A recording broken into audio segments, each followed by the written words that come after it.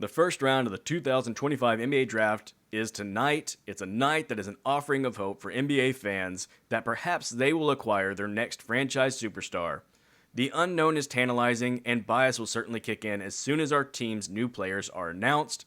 We'll deep dive into their scouting reports and get excited for their upside. However, over the years, I have learned to temper my expectations when it comes to the draft. Sure, I root for the Celtics that built a championship team around two number 3 overall picks. But I've also gotten worked up over the picks we didn't get, only to see them not matter. And I've gotten way too excited for picks we did get, only to see that they didn't matter. The draft is a crapshoot. Each selection is based on hypothesis, not certainty, no matter how hyped the pick is. Ben Simmons, Markelle Fultz, DeAndre Ayton, and Zion Williamson were 4 straight consensus number 1 overall picks who in the end have not changed the franchise that got them. To consider how challenging the draft process is, we are going to go back 10 years to re-examine the 2015 draft. When teams get a potential superstar, they think they're going to be set up with them for at least a decade, if not longer, and generally speaking, even star players don't really lead their franchises to the highest peaks until they are in their mid to late 20s, so you can't judge their process too quickly. So let's go through the lottery picks from a decade ago and see what was thought about the prospects at the time. I'm going to pay special attention to the positive things said about them, and then ultimately what impact they actually had on the team that took them. In 2015, the number 1 overall pick belonged to the Minnesota Timberwolves, and with that pick, they took Kentucky freshman center Karl Anthony Towns. The ESPN scouting report on Towns said he is an elite shot blocker and rebounder who can also shoot from anywhere on the floor. The second part of that proved to be true.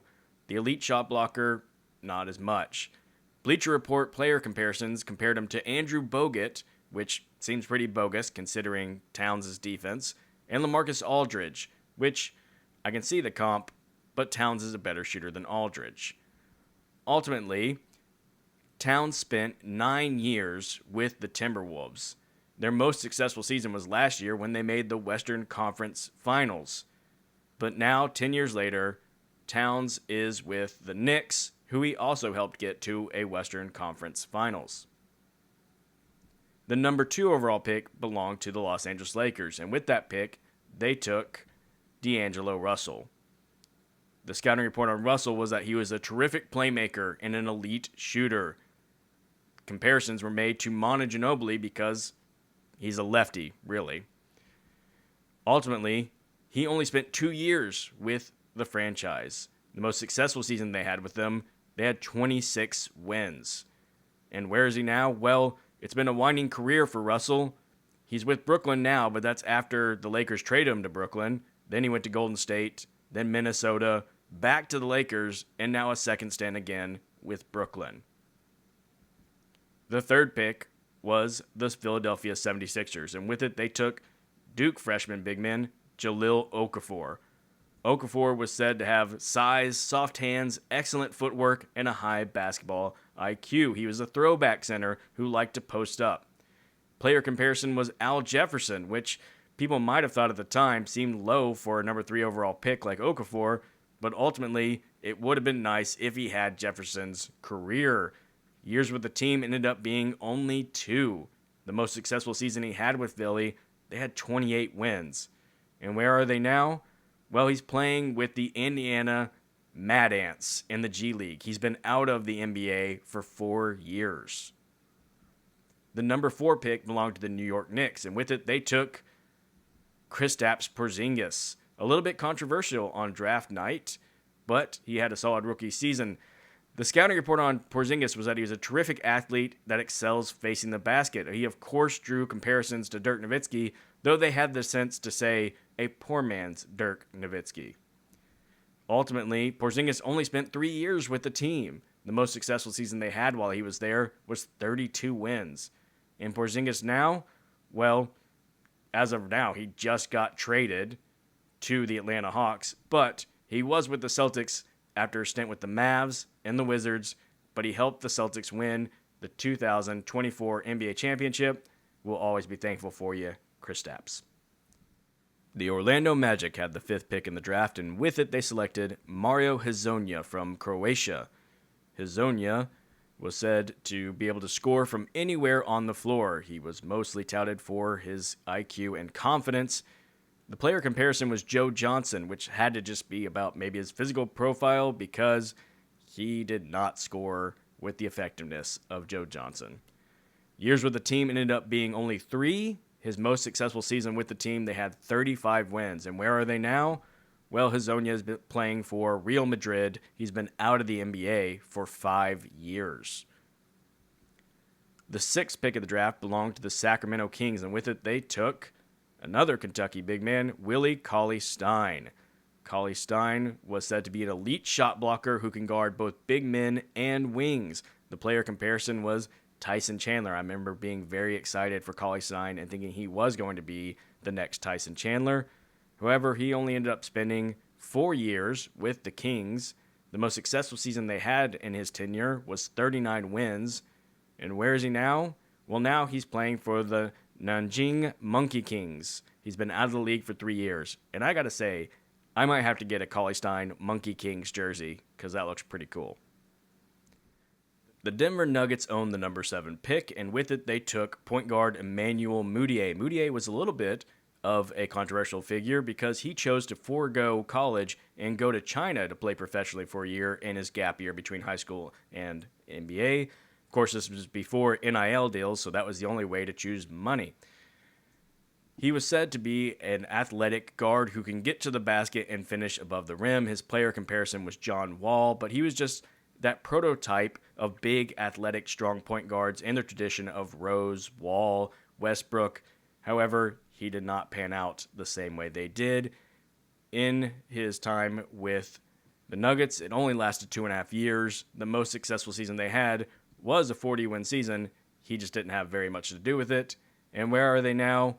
Well, Mudiay is playing overseas. He's been out of the league for 5 years. I'm not even going to try to pronounce his new team. The number 8 pick was with the Detroit Pistons, and with it they took Stanley Johnson. Stanley Johnson was said to have an NBA body and ready to play right away. They said he was an aggressive player who's willing to take over a game. His player comp was Ron Artest because they thought he would be a real defensive stopper. That did not turn out to be the case. Stanley Johnson was only with the team for 3.5 years. Their most successful season while he was there was 40 wins. And where is he now? Well, now he's with the South Lakers of the G League. He's been out of the actual NBA for 2 years.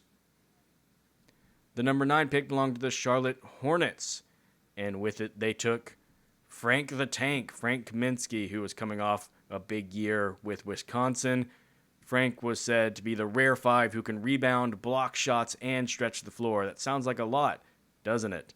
His player comparison was Brad Miller. Young people probably won't remember Brad Miller, but Brad Miller was a baller. He is too generous of a comparison now for Frank Kaminsky. Years with the team for Frank was only 3.5. The most successful season they had while he was there was 40 wins. And where is Frank now? Well, now Frank is with the Raptors 905 in the G League. He's been out of the NBA for 2 years. The number 10 pick belonged to the Miami Heat. And in this draft, they turned down a trade offer from the Celtics for a whole lot of future draft picks, thankfully, and instead took Justice Winslow. Winslow was coming off a national championship as a freshman at Duke, seemed like a good prospect. He was said to be blessed with strength, athleticism, and an NBA body. His comparison was OKC James Harden. I love that they put the OKC qualifier. Like, yeah, James really blew up in Houston. We don't expect that. Ultimately, Winslow was only with the team for 5 years. Feels like a lot after the past several ones that we've had. The most successful season, they did make it to the finals, but Winslow was not even playing. He only played, I think, 11 games that season, was out for the playoffs. Where is he now? Well, now he's with the Wisconsin Herd, the Bucks G League team. He's been out of the NBA for 2 years. The number 11 pick belonged to the Indiana Pacers, and with it they took Miles Turner. Miles Turner was said to be an excellent defender and shot blocker and has shown the ability to knock down jumpers. That has proven true. His player comparison was Myers Leonard, and now this is the rare example where they were not generous enough with the player comparison. Miles has proven to be a much more valuable contributor than Myers Leonard. Years with the team, well, it's 10. He's still with the Pacers, the most successful season. They're coming off of it. They just made it to the NBA Finals where they pushed the Thunder to 7 games. And where is he now? Again, still with the Pacers, enjoying a lot of success. The number 12 pick was with the Utah Jazz, and with it, they selected Trey Lyles. Trey Lyles was said to be a 6'10" player who can effectively run a pick and pop. His player comparison was Carlos Boozer. Seems like a weird comparison because Boozer was a guy you really threw it to down low and let him go to work, and Trey Lyles, well, he was never close to that. His years with the team was only 2. The most successful season they had with him, they made the Western Conference semis, but Lyles was not very much a part of that. And where is he now? Well, he's been a bit of a journeyman. Lyles went from the Jazz to the Nuggets to the Spurs to the Pistons and is now with the Sacramento Kings. The number 13 pick belonged to the Phoenix Suns, and with it they took Devin Booker from Kentucky. Booker was a bench player in college, but a lot of people thought he had a lot of upside because he was one of the youngest players in the draft, and his shot was just so pure, even though they said he doesn't bring a lot of other elite skills to the table and isn't a great athlete. Isn't that funny? His player comparison was Danny Green. I love Danny Green. That was too low of a comparison for Booker, who has become a star in his own right. He's been with the team all 10 years of his career. Their most successful season, they made it to the finals, where they fell short to the Milwaukee Bucks. And, of course, he is still the franchise guy for the Phoenix Suns, at least as of now. They're in a little bit of a tumultuous spot. And the final pick of the lottery, the number 14 pick, belonged to the Oklahoma City Thunder, where they took Cameron Payne. Cameron Payne was said to have a tremendous basketball IQ. He was crafty.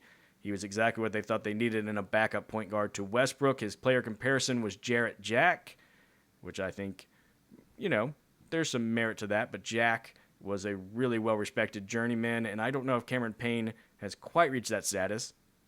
We'll see. His years with the team was only 1.5, so he did not stick long. His most successful season, they made the Western Conference Finals. But again, Payne did not have much to do with that. Where are they now? Payne is the definition of an NBA journeyman. Payne has gone from Oklahoma City to the Bulls, then to the Cavaliers, and then he was overseas, and then he's in Phoenix, then the Bucks, then the Sixers, and this year he was with the Knicks, where he was a valuable bench contributor for a team that made the Eastern Conference semifinals. So let's recap a little bit of what happened with these 14 lottery picks. Of the 14, only 2 of them are still with the team that drafted them. That's, of course, number 11, Miles Turner, and number 13, Devin Booker. Of the picks, 10 of them didn't make it to a second contract with the team that drafted them. And again, out of the 14 picks, 7 of them, all in the top 10, are out of the league. Now, I don't say all of this so that people won't get excited for the draft. Every superstar in the league was a part of a draft at some point, even if they weren't picked. The caution is to avoid the idea that any amount of guarantee comes with your draft selection. Enjoy the process of learning about what they actually are and hold on to them loosely, because statistically, they won't be with you very long.